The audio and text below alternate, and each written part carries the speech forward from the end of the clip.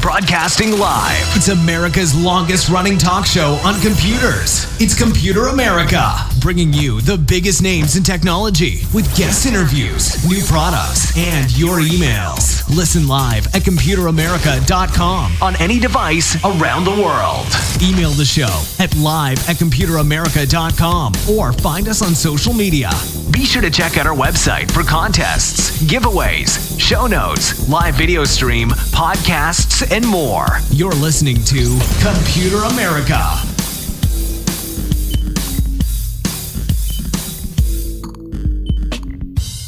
Hello and welcome everyone into the Computer America Show. We are the nation's longest running, nationally syndicated radio talk show on computers and technology. Everyone, how you doing? Welcome into the program. So today on the show we have computer and technology news, and that's going to be everything from the latest stories, and trust me, we have a lot of them. A couple about Twitter and some very disturbing stories about that. Individuals just being absolutely awful, and how the things that you do online actually have real world implications. There's that. We have some product updates, some car things. We have just a little bit of everything here on the program today. Now, before we get started, everyone, computeramerica.com. That's where you'll find everything, past shows, future shows, all the shows, links to social media. If you can't catch us live on IRN, then hey, the podcast is the next best place to go. You can find everything there, everything that you need to know at computeramerica.com. Check out social media. Give us a like, give us a follow, and that helps us out so much and lets you stay in touch with what it is that we do. Now, all that being said, we hope that you're ready, and let's go ahead and jump right into computer and technology news, brought to you by Computer America.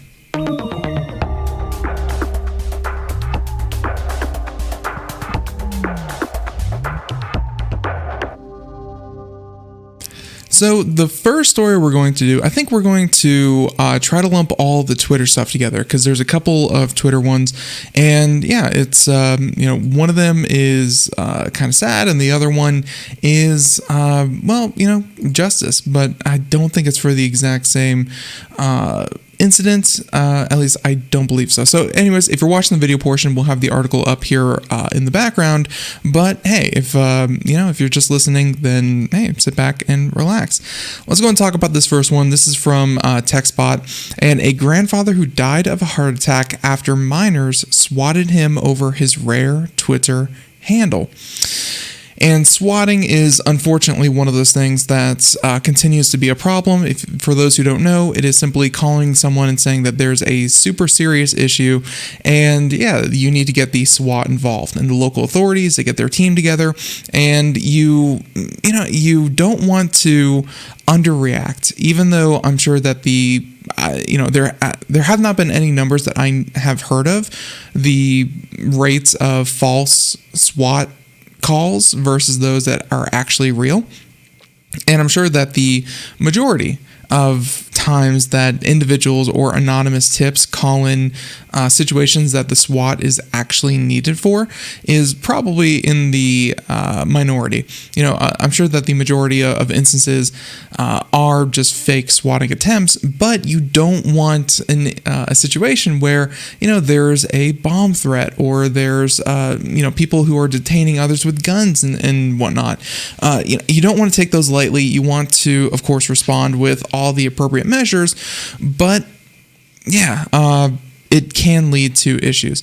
So let's go ahead and talk about this one, saying that this is coming to us from WKRN News, saying that They report new information on the April 2020 incident involving the Mark Herring of Bethpage, Tennessee, where a swatting incident, the act of obviously calling, as I said before, calling a fake 911 incident, was organized on Discord in an attempt to intimidate Herring into handing over his valuable @Tennessee Twitter handle. Again, be careful with what information you put online, but yeah, this should never happen to anyone.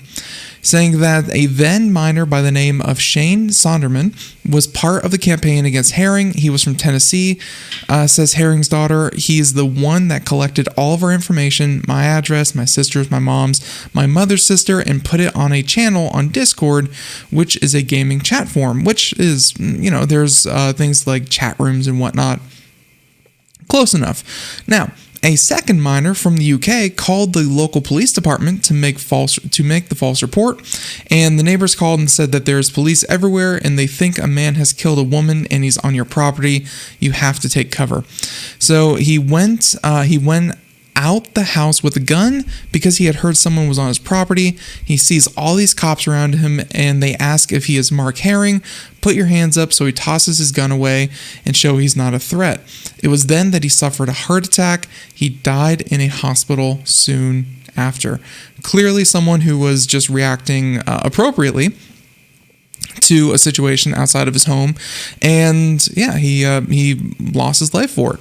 Now, Sonderman is currently jailed over the incident and awaiting trial. He faces a maximum of 5 years in prison and a $250,000 fine, a punishment Herring's family says is inadequate, which honestly, they are directly responsible for killing someone, and he looks like he's going to get about 5 years.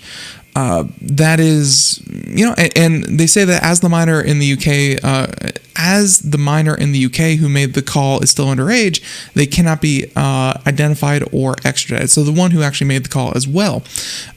So the one that gathered all the information is facing 5 years, and the one who made the call is still a minor. So yeah, they're not going to, probably get him with all that much. Fitch added that the Twitter handle, such as the one used by Herring, can go up for $3,000 or $4,000, which is only pennies compared to someone's life for sure. And of course the article goes on to other instances that that are similar, but honestly, like the amount of times that I've heard of people being swatted and the negative outcomes that are even possible, I mean, let's face it, you have a dozen or more police officers with high-powered weapons pointing at a citizen. Like it's very clear what could happen. And this time, no shots were fired and someone still ended up dead. And that just ruins your entire sense of safety and security with your current home. Like you have to uplift your entire life just to kind of get some sense of privacy again, because of what they did. Like the 5-year $250,000 fine is so, like, I understand why, and I'm sure that those are the maximums for the charges that they could actually prove that they got him on, but man, throw the book at people who swat others. That is just one of the most heinous things that you can do to someone in their home and really just potentially end or uproot their entire life. That swatting as a whole just needs to be completely, anyone who does it deserves to be locked in jail for at least 10, 20 years. Like it is that serious of an offense in my mind. It's it needs to be toughened up on, but still, there you go. And again, the fact that a minor from the UK was also the one who made the call makes it all the more tragic that, justice will probably not be served for this gentleman. All over a Twitter handle. Pretty crazy. So that was the sad story. Let's go ahead and talk about the next one involving Twitter. This one less, actually, I take it back. I think that, that other one was, the only information that this other article from Engadget kind of outlines is that I'm pretty sure it was the same incident, and Actually, no, this is a slightly different one. These are with Twitter hackings. So not intimidation or anything like that. These are on Twitter hackings. John Fingus saying that a UK man arrested over 2020 Twitter celebrity hacks. And they're saying that the Spanish National Police have arrested UK citizen Joseph O'Connor at the US request over his alleged involvement in compromising over 130 Twitter accounts. Officials didn't detail how he contributed to the campaign, but O'Connor has also been charged with hijacking TikTok and Snapchat accounts, as well as cyberstalking a juvenile victim. Sounds like a real swell person. O'Connor faces a total of 10 charges, including 6 related to unauthorized computer access, 2 for cyberstalking, and 1 for extortion and threat. By the way, the ones, and I actually remember this. I was trying to jog my memory to see if it was the same one. That was when that, and I'm pretty sure it was a teen in Miami. Hijacked like 130 celebrities, including Barack Obama, Joe Biden, Elon Musk, the head of Apple, just every major celebrity with millions and millions and millions in reach. And all they did was use the internal Twitter tools to promote a Bitcoin scam, where essentially saying that we want to give back to our community, send us 0.1 Bitcoin, or send us X amount of Bitcoin, and we will send you back twice the amount of Bitcoin. Which I hope that obviously no one fell for it. We know that people did fall for it, but it made it a just slightly more credible by the fact that, well, the official checkmarked Twitter accounts were the ones tweeting it out, and those are generally more safe. They're definitely not a phony account and can only be accessed, preferably, most times by the people who are, kind of portrayed in the account. The only way that it was able to happen, and they have since locked down, was that for some reason Twitter could tweet out as those accounts through their internal tools and systems, which makes no sense. Again, the fact that you have these internal Twitter accounts, or I'm sorry, you have these verified Twitter accounts, and they could be, even though up until this point they weren't, they could be used by people who are not, the owners of that verified account. So I'm glad that Twitter changed that.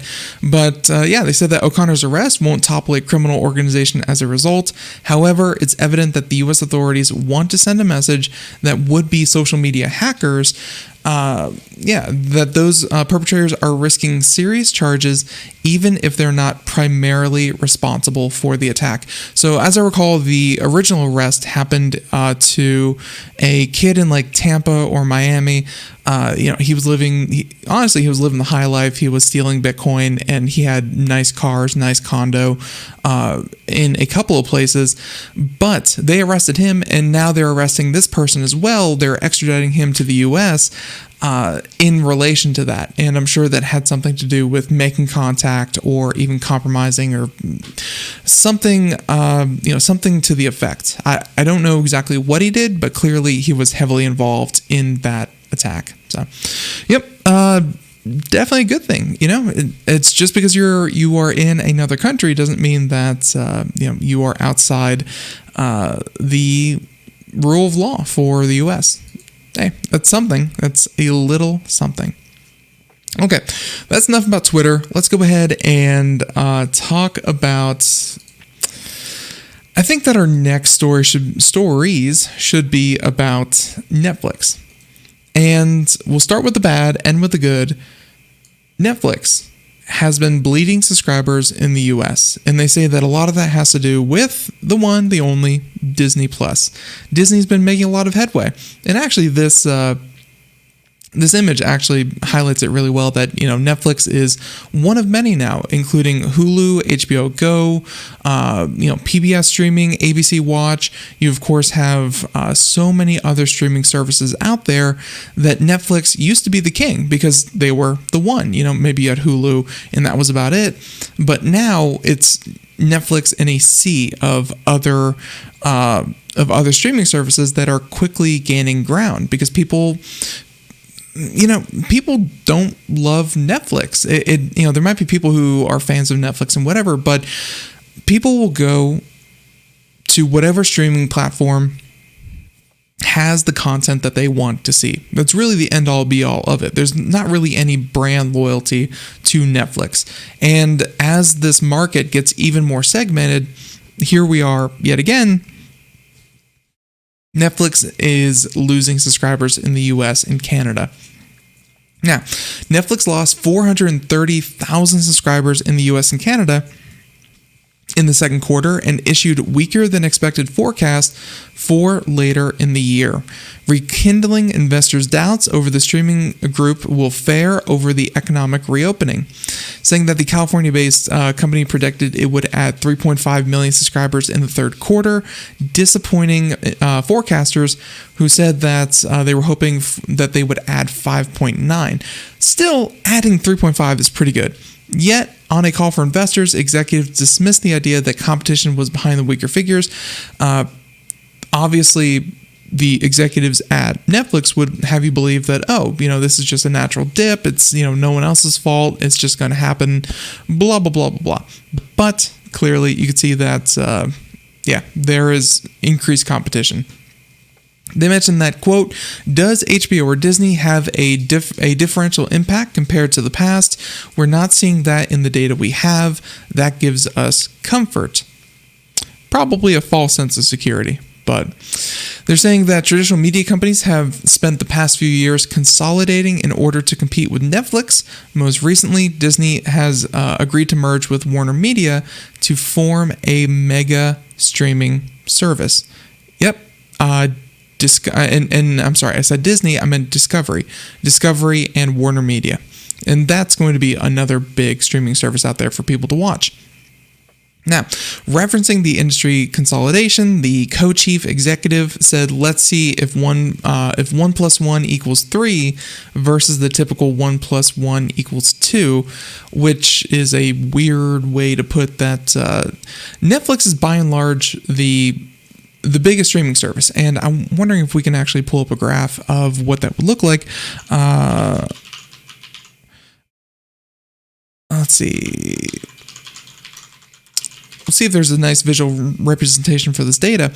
But yeah, Netflix is by and large, the biggest streaming service out there, and that's November 18th, 2020. That's not recent enough. I would really love to see, let's see, that's music. Let's see, when was this done? Finding recent information is pretty hard, but yeah. So, we'll take this as an example. If you're watching the video portion, you can see it here. Disney is the only one that comes kind of close, and that's because they have their hands in 3 different streaming services, including Hulu, which Disney owns, I think 60% of Hulu, if you didn't know. They directly compete with themselves with Disney Plus, and then ESPN Plus as well is a Disney property. So combining all 3 of those, and you are still just 2 or 3 million subscribers shy of Netflix. Netflix is obviously twice as big as its next biggest competitor, and you have HBO Max, which is still at 7 or 8 million, but of course HBO has an established non-streaming service that it can piggyback off of, and then of course you have Viacom, Prime Video, Starz, Apple TV Plus, AMC Plus, Peacock, and there's even more coming in the even more coming down the pipeline. And this is from last year, so this doesn't include Discovery or Viacom or I'm sorry, not Viacom, Discovery or Time Warner Media. Now, what am I trying to say with all this? I'm saying that Netflix is twice as big as its next closest competitor, and as more subscription services come onto the field, yes, Netflix is going to have a little bit more competition, but I actually strongly feel like those numbers are going to come from these other services. Everyone is going to lose a couple a couple 100,000 from each of their services as they jump onto the newest one, as the content that they want, finds its way onto other services. It's really going to come down to who has the best options for viewers. And right now, Netflix is, other than like Disney, and Disney still has their stuff segmented out to a lot of other services. As of right now, it's like Netflix is the one making the major investments, and they have the most content, they have the most movies, they have the most shows, even if a lot of them are kind of mediocre or even, let's just face it, crap. No one else has what Netflix has. So yeah, they have the most to lose, but they still have a long way to go before they are ever in danger of actually, kind of being on the true decline. So, with that being said, intrigue over Netflix's plans to delve into video games helped offset the weakness in its core business, lifting the shares 0.8%, and that'll be our next story, talking about what Netflix has in store for the future. Still, in total, Netflix added 1.5 million subscribers in the second quarter, just above the forecast of 1.1 million and just above 400,000. It's weird how 30% increase over a forecast is, just over, but who am I to say? Now, all that being said, Netflix remains by far the largest paid video streaming service with 209 million subscribers compared to Disney for its 104 million. Revenues in the second quarter rose, blah, blah, blah, blah, blah. Let's talk about Netflix and what they're hoping to do with mobile gaming. That was the next one, saying that Netflix says its gaming push will begin with mobile. And I'm sure that a lot of this information is going to come from the same investment call that we got all the previous information from. Now, Netflix says it forecasts new customers 3.5, as we said before, and obviously if it does so, the company explains that it would bring the total new subscriber tally to 54 million over the last 2 years. The pace may have slowed for Netflix, but overall it's doing just fine. And of course, let's see. With that being said, they have a quote here. "We view gaming as another new content category for us, similar to our expansion into original films, animation, and unscripted television." And with that being said, first, Netflix says it will be primarily focused on mobile first, looking to expand it on its interactive projects like Black Mirror Bandersnatch and its Stranger Things games. The upcoming titles will be available at no additional cost as part of your subscription, and the company was clear it will keep up the pace on movies and television, which is just what you want to hear. Keep doing what is making them successful, and this is just value added. So it's not trying to make a second part of the company, profitable through games. No, this is going to be something to keep people attracted to its bigger part of its business. They threw out a number of numbers here, but we're not going to really get into that. Netflix says, so on and so forth. Yeah, Netflix doing pretty well, although analysts seem a little bit sheepish at that. But Netflix going into mobile gaming, and it's simply going to be value added for the shows that you already watch. There you go. Plain and simple. Okay, plenty of time. Our next story is going to be a little bit about gaming as well. It's kind of, I play a lot of MMOs, and, well, more specifically, one MMO, but Final Fantasy XIV had a recent expansion, and it got a lot of attention. A lot of people started playing it for the first time, and this just goes to show what that looks like, where Square Enix will boot idle players from packed Final Fantasy XIV Online servers. I'm surprised they didn't do that before. For an MMO, which is a persistent world, to not kick players for being idle or AFK, it seems very strange, because that's people just sitting there doing nothing and just taking up server time. Now, Final Fantasy XIV Online is seeing record user numbers in all regions after some popular streamers started playing the MMO. A major expansion was scheduled to arrive in November, and players may be returning or picking the game up ahead of Endwalker's arrival. So there you go. However, the game servers are struggling to handle the influx of players, and they wrote that many players in North America and Europe have had trouble logging in or creating characters recently because of server connections. Some North American servers are at capacity for up to 7 hours at some points last weekend, and the average queue times were around 10 to 20 minutes. Not that bad, but clearly for a game that had none of these issues before to suddenly have them, that's a pretty big deal. And on European servers, players had to wait about 40 minutes. Square Enix has revealed some measures to tackle the server issues. It has accelerated plans to boot out players for idle time for, being idle too long. That feature is typically enabled when a new expansion arrives to help the system cope with the surge in new players, but Square Enix is bringing it back early. There you go. Yoshida also asks players to log out and free up spots if they're inactive. But I think having players do that themselves is, probably the right call. Meanwhile, Yoshida noted that the global semiconductor shortage has slowed the delivery of servers to some data centers. Travel restrictions as well may impact video games. Not what you want to hear. It's fascinating to see a game that's been around for 8 years have such a massive sudden increase in popularity 4 months out from the next expansion. Still, it once again highlights the impact that streamers have on gaming culture. Yeah, it's certainly different. And they're taking it pretty well. Speaking of MMOs, there was a new MMO that was launched just actually not about New World. I'm sorry. Although it is talking about New World, but yeah, a new expansion, a new MMO was just launched called New World. If you haven't heard about it, I've heard good things, I've heard bad things, but hey, new games are always a good thing. Check this one out.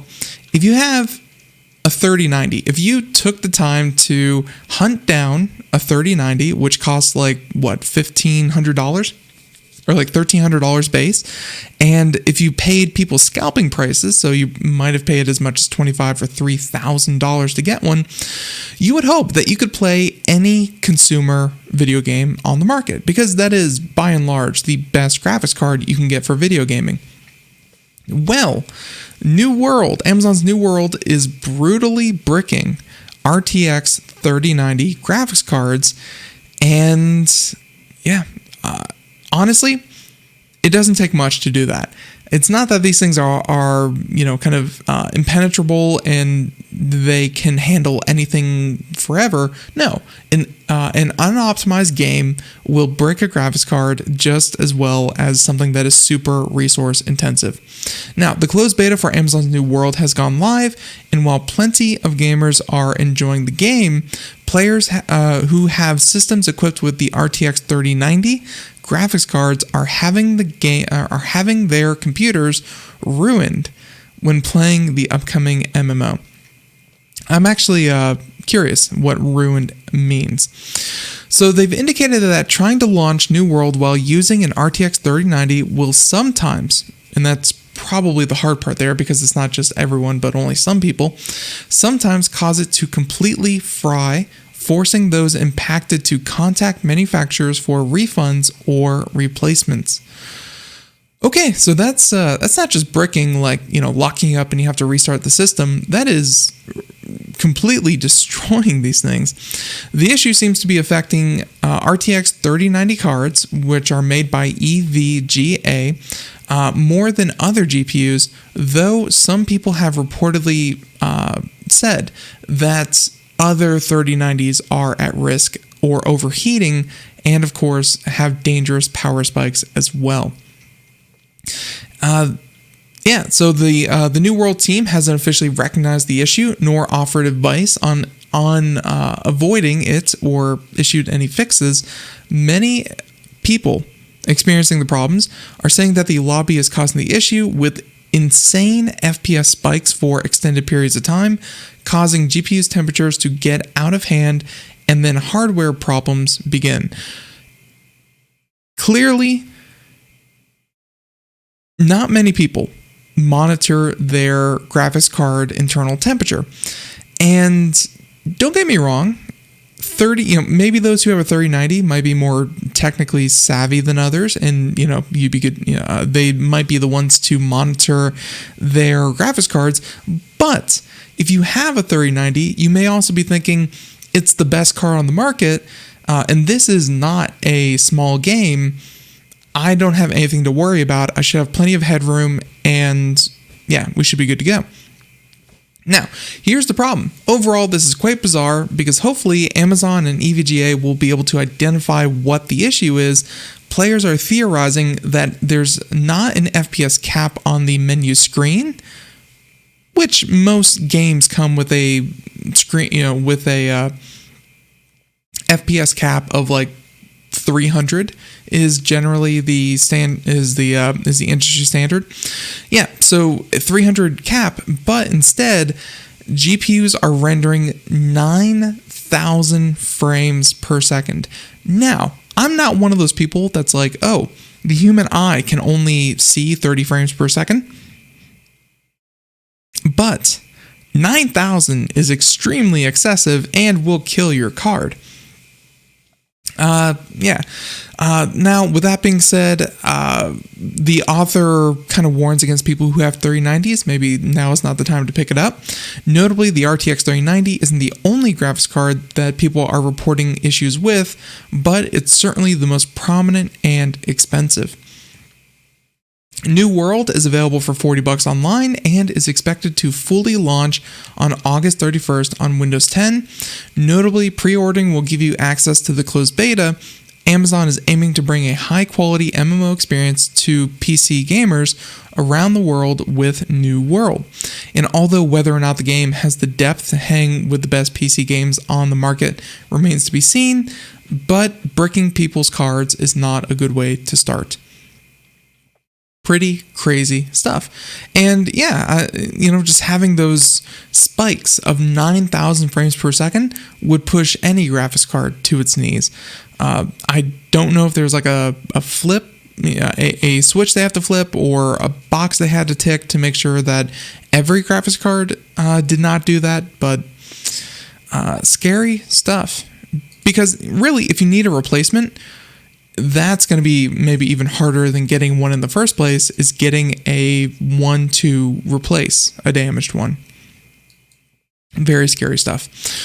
Speaking of scary, I remember reporting on this, and it looks like the lawsuit has been officially filed.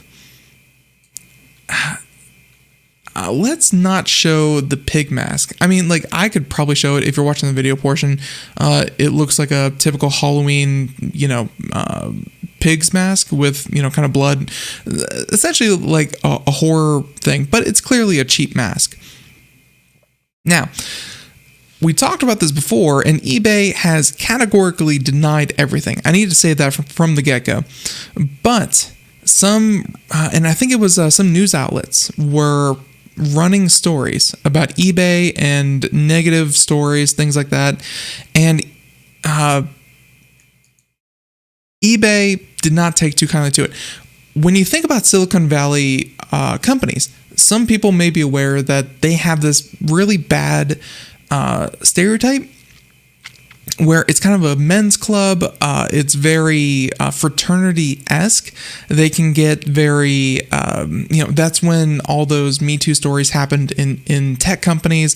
And there have been a lot of lawsuits saying that women are, kind of told to shut up. There is inappropriate jokes. We saw that at, places like Riot Games had people making, kind of like fart jokes and stuff. Very immature, very male dominated, and overall just not a fun place to work for. Well, news sites were running stories about this, and eBay tried to, according to the article here, eBay tried to terrorize, stalk, and silence a couple that ran a news site.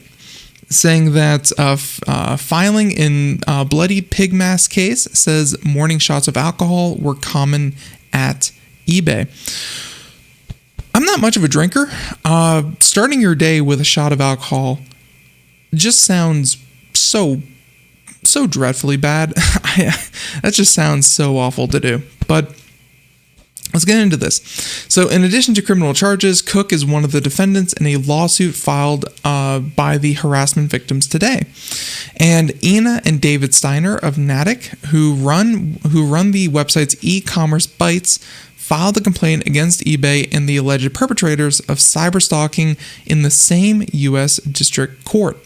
Defendants include eBay itself, former eBay CEO, and former eBay Chief Communications Officer, and Progressive Force Concepts, a security firm that employed Cook as a contractor before he became a full-time eBay employee. Here's the worst part, and again, this is what they're alleging that the higher ups, and this is not some random person at eBay. Like it would barely be a story if that were the case. But no, these are like the chief communications officer and the CEO of the company tried to intimidate, threaten to kill, torture, terrorize, stalk, and silence the Steiners in order to stifle their reporting on eBay.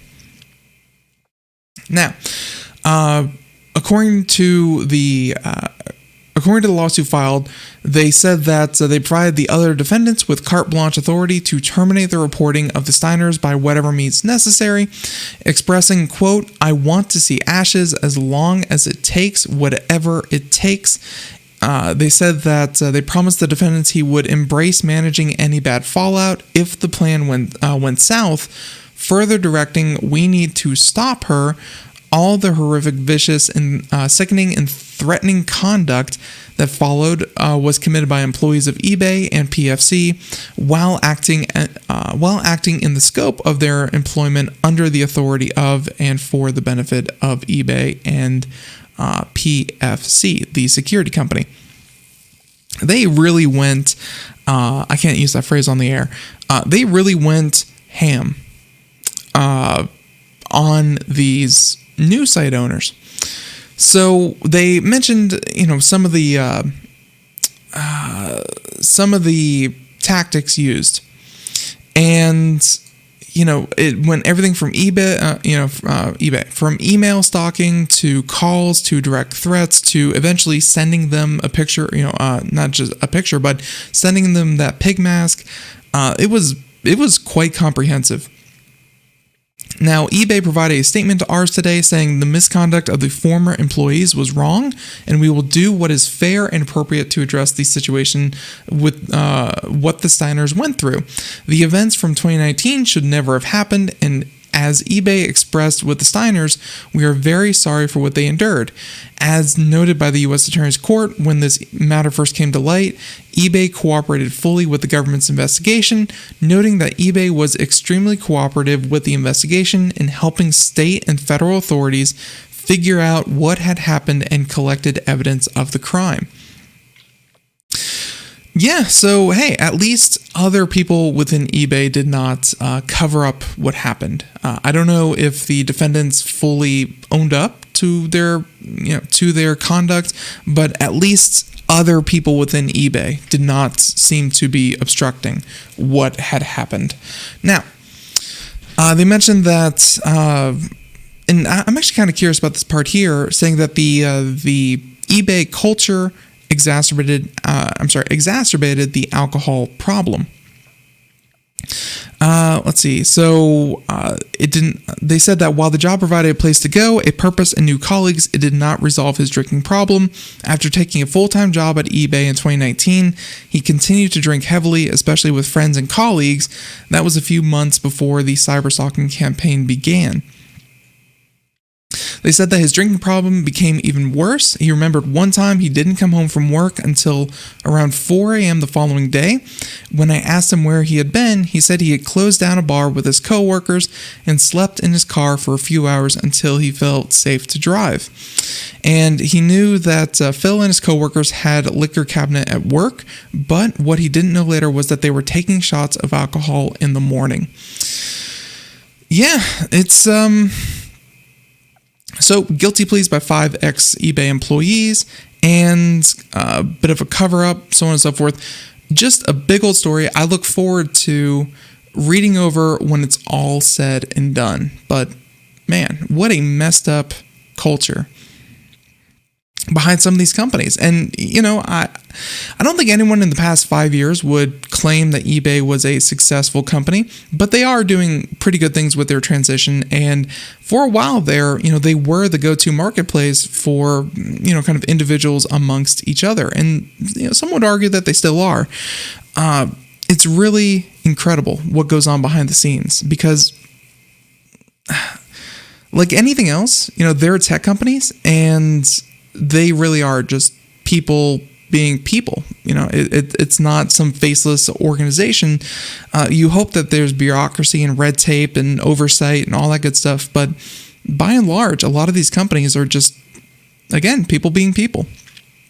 So there you go. We're going to go ahead and move on from that one and talk about, speaking of tech companies, I've had a pretty good string of segues. Speaking of tech companies, one that we haven't talked about was the recent, I think it's the FTC. No, I'm sorry, not the FTC, the DOJ. The recent DOJ appointment, pretty good, not bad for Biden, saying that Biden nominee Jonathan Cantor criticized U.S. for not breaking up monopolies. And this has been kind of one thing that I've tried to remain fairly consistent on here on the show, is that tech companies, they kind of wield too much power. When you have legislators sitting down to discuss the rules and regulations that, let's say, Facebook should have to abide by, I understand having experts, policy experts, obviously the lawmakers themselves. I understand having, data scientists and going over what it is that, should probably happen with these companies. But when at the head of the table is Mark Zuckerberg himself, and he can say, well, I don't think that's such a good idea. That's an issue. That's a conflict if there ever should be one. That's a huge conflict. Now, that's where we are, saying that the Biden administration at least seems a bit more accepting of the idea that we need to break up these tech monopolies for the good of consumers. And honestly, it has gotten pretty bad. It's really no wonder that, the top 5 companies are all tech companies. When it comes to the amount of money and the amount of value that they have, in some cases over $2 trillion. These things are massive at this point. Now, President Joe Biden today said he will nominate Jonathan Cantor to be the Assistant Attorney General in charge of the Department of Justice Antitrust Division. Cantor is an attorney known for his criticism of Google and will take over the Antitrust Division as it considers a Biden plan to reverse harmful mergers and break up monopolies.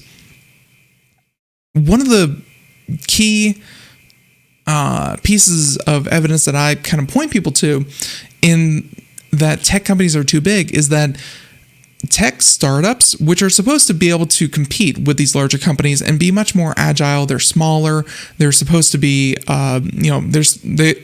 smaller companies are supposed to outmaneuver incumbent companies by, just cutting costs everywhere and being able to innovate at a much faster speed than a much larger company. But what we're seeing, whenever a smaller company does come up with something truly innovative, time and time again, they get bought out, and that's what the venture capital investors of these startups do with their accelerators and and their series funding, is that they find companies with a truly innovative idea, they pump them full of money, and the end result is not to grow the service. The end result is not to develop a product. The end result is not to develop a supply chain, develop an outlet, develop stores. The end result is that, Amazon, Oracle, Google, Facebook, insert company here will scoop up and purchase your technology from you. And then you cash out. And then you go off and start your next company, and thereby hopefully earning, another couple of $1 billion sometime down the road by contributing your innovations to the massive portfolios that are already, wielded by the likes of Microsoft and so on and so forth. It's really a problem that there's not going to be any chance that a new company can, kind of be on the up and coming unless it's already fully established, fully funded, and probably from another country. There's really no way to have a homegrown, competition here in the United States. Be that for hardware, software, services, marketplaces. There's just no room for competition. And that's what we really need to tackle. And looks like the appointment to the DOJ may be just that. They mentioned that Cantor represented companies against Google and saying that the boutique antitrust law firm that advocates in favor of federal and state antitrust law enforcement. Cantor also worked as an attorney in the FTC's Competition Bureau between 1998 and 2000, so he knows the ins and outs of this process. They mentioned that antitrust enforcement is barely on life support. He said at an event about Amazon in 2016, saying that when was the last time you can remember a major antitrust agency bringing a monopolization case? The reason you can't remember it is because they haven't done it. The biggest thing here is that if this is not really an issue, if I am mistaken about all of this and none of it really is true, that's kind of the point of these legal proceedings, of these cases being built and then argued about in court. If they can argue out of it and they can say, oh, it's not really a problem, and then show that they are, that Amazon, Google, Microsoft, Apple, if they can show that they are promoting a healthy and plentiful source of competition amongst, each other, but also amongst newcomers, if they can somehow prove that in court, then the whole thing goes away. And it doesn't matter who you appoint to antitrust, because if there's no trust violations, then it doesn't matter. But having someone in there that will fight this tooth and nail, that's something that is going to fundamentally change how we view tech companies. Now, they say that Google, in particular, has a long history of harming content providers, and they mentioned that Cantor wrote an op-ed for the New York Times in 2016 saying, don't hand our TVs over to Google, and he criticized the then Federal Communications Commission, Tom Wheeler, and his proposal to give consumers more choices in set-top boxes by requiring cable and satellite TV companies to provide content and programming information to makers of third-party hardware or applications. Cantor argued that Wheeler's plan, which was never adopted, threatens to replace one set of powerful gatekeepers with a new one, which would be Google. Obviously, if Google were able to,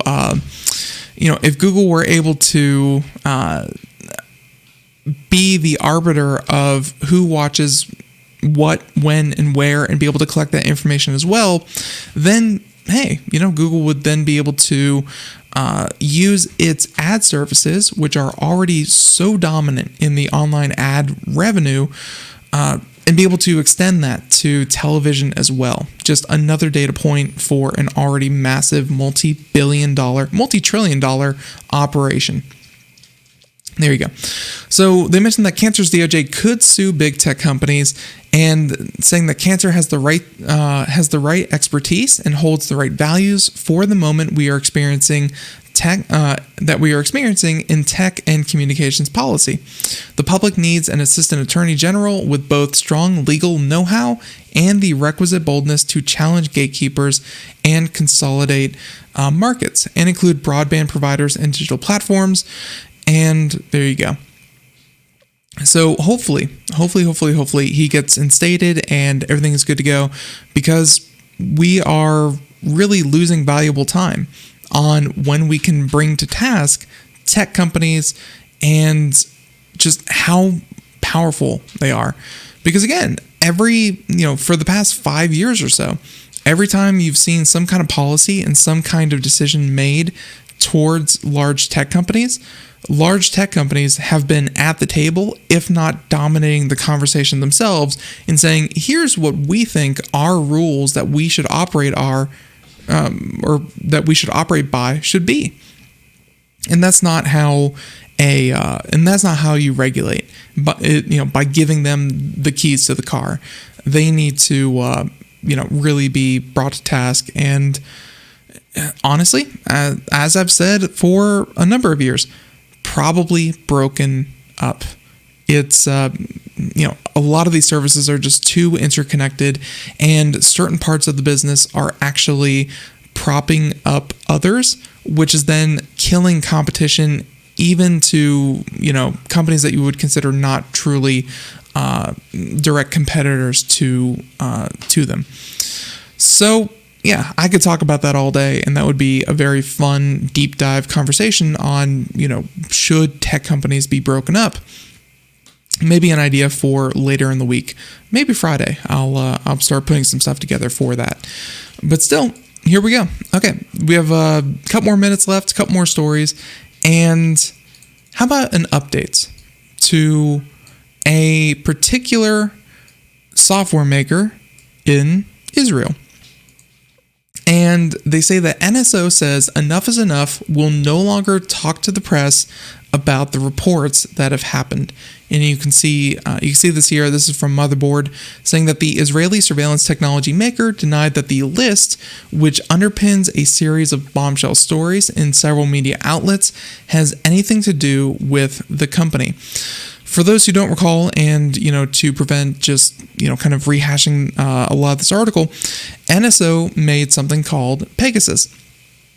Pegasus was software that could be installed onto people's phones, and once it was on people's phones, it was completely untraceable. You couldn't tell it was there, and yet it intercepted phone calls, data location, emails, any apps used, any information sent in and out of the device. It had everything about that device and could be used to track people within a couple of feet. It was a very powerful piece of surveillance technology, and by and large, NSO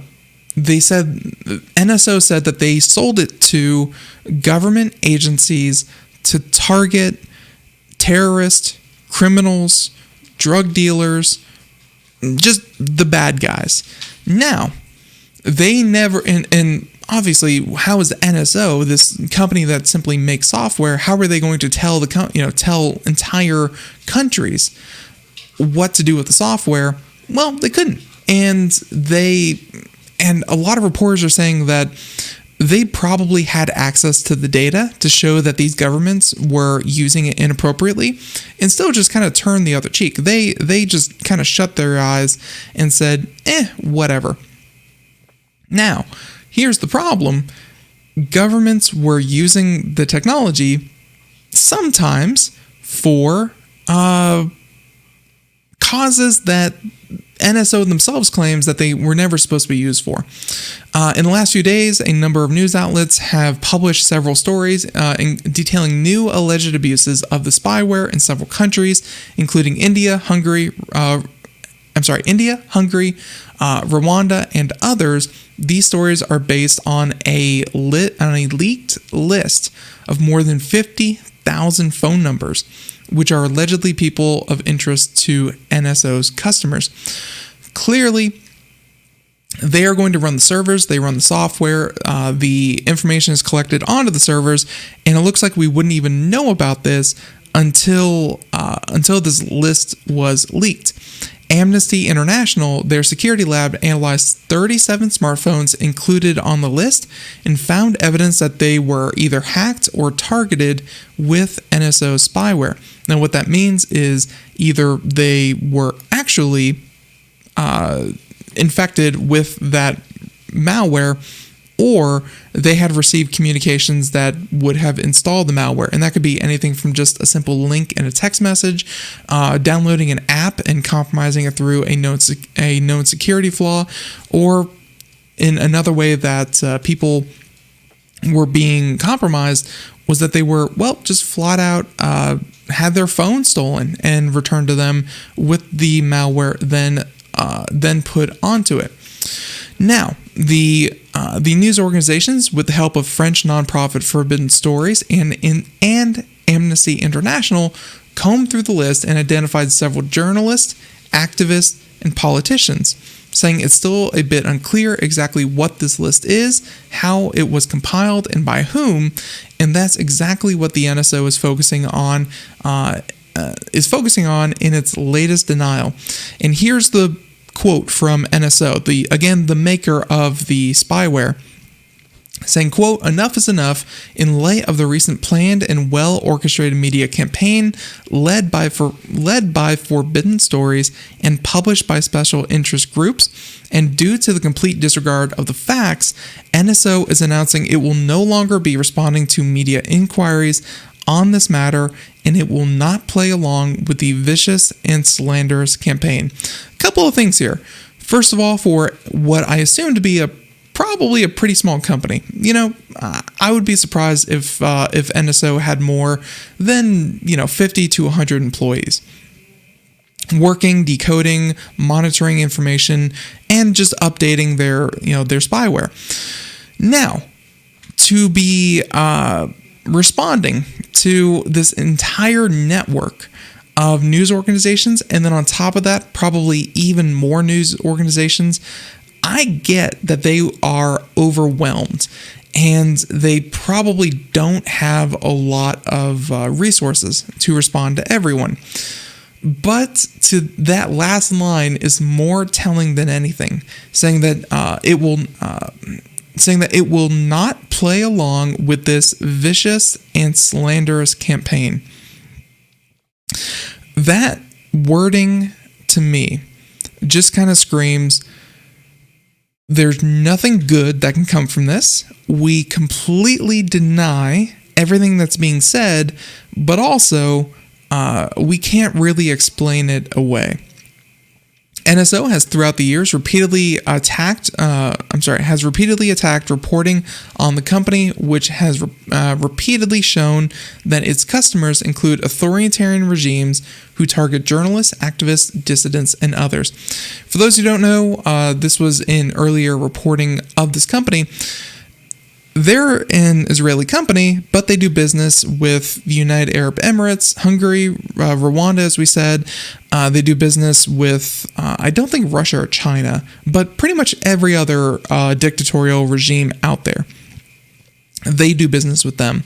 In a statement, the company repeats the usual point that NSO does not operate surveillance infrastructure and has no visibility into what customers do or who they hack. The company also said it routinely investigates allegation of abuse. In a transparency report, the company said it cut ties with 5 customers in 2016 following the investigation of misuse. Still, one last quote from an expert on this whole issue, saying that NSO has fallen into a familiar pattern, come out swinging, but when their denials ring hollow, try to retreat back into the shadows.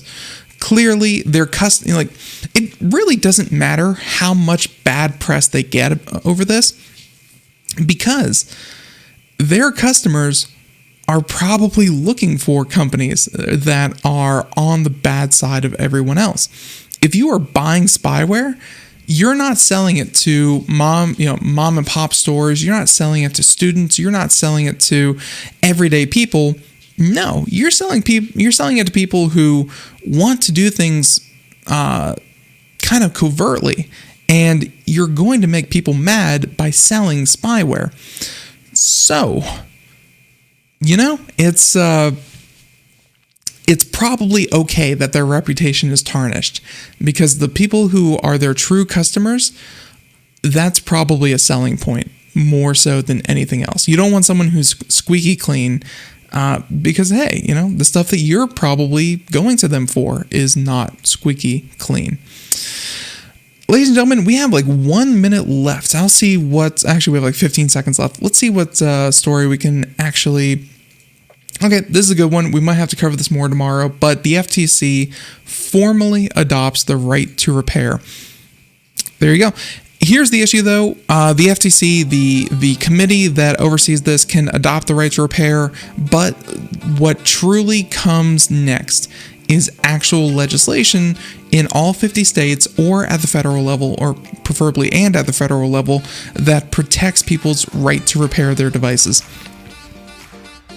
Computer America has always believed that when you buy a device from Apple, from John Deere, from Samsung, from anyone, it's your device, you paid for the hardware, you should be able to fix the hardware in any way that you see fit.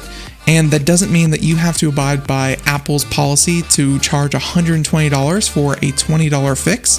No, you should be able to open it up, tinker with it, and play with it on your own terms. You own what you purchase. That should be the end-all, be-all of it, and it's nice to see that the FTC formally adopts something similar. But again, the legislation has to come next. Everyone, that's about all the time we have here for today. Until next time, thank you so much. Computer America, 4 p.m. to 5 p.m. Everyone, bye-bye.